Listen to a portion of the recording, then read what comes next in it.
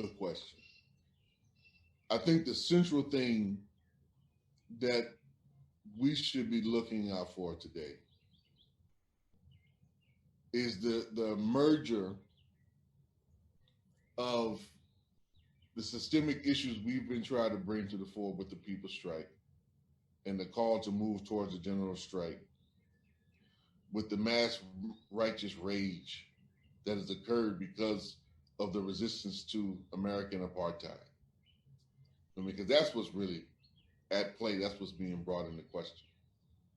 And folks recognizing, you know, Floyd's death is directly linked to all of the Black and brown folks who have died needlessly as a result of COVID-19 and how it's been managed in the United States.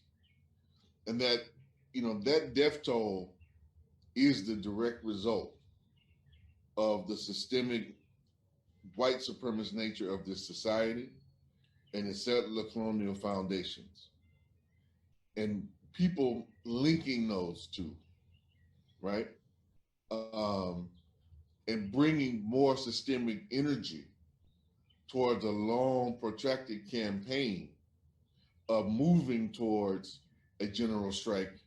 I think that is what we are trying to bring to the fore, and convincing folks that we need to use the greatest power that we have, which is control over our bodies, control over our labor, to make the situation ungovernable and untenable in the United States, and to do it in an organized, systemic fashion. So the hope is all the folks, young and old, who've really been meeting each other on the first times on the streets, you know, this last 5 days throughout this country, see the humanity in each other, regardless of what their age, sex, gender, race, nationality may be, find their common interests.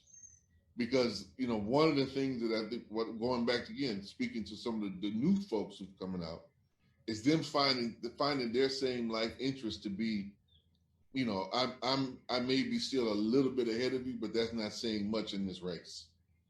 And that we have more in common, and we have a set of common enemies, which are totally about mortgaging our future for their profit, that we have more in common if we stand together and fight back and build a new system through our organized, self-organized activities and building new productive relationships and new overall social relationships.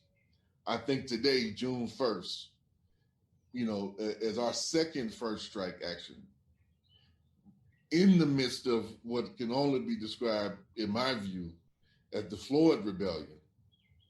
Those two things, I think, coming together, I hope we are able to give some sustained direction and focus, you know, in a broader degree of kind of coherent demands that address all the particular issues that have been uncovered and brought to the fore.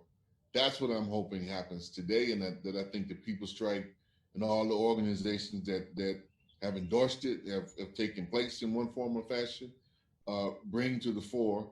And I think today we do that first and foremost by engaging in serious conversations with each other about what's next, because that has to be a broad, you know, a democratic organization where folks are really debating it out, you know, but coming to terms and building the relationships that are going to be necessary to transform, you know, a rebellion ultimately into a revolution, because that's where we need to go. This is the first step. It's a good crack. You know, it's a beautiful fissure in the piece, but that wall hasn't been deconstructed just yet. We got a lot of work to do to tear that down.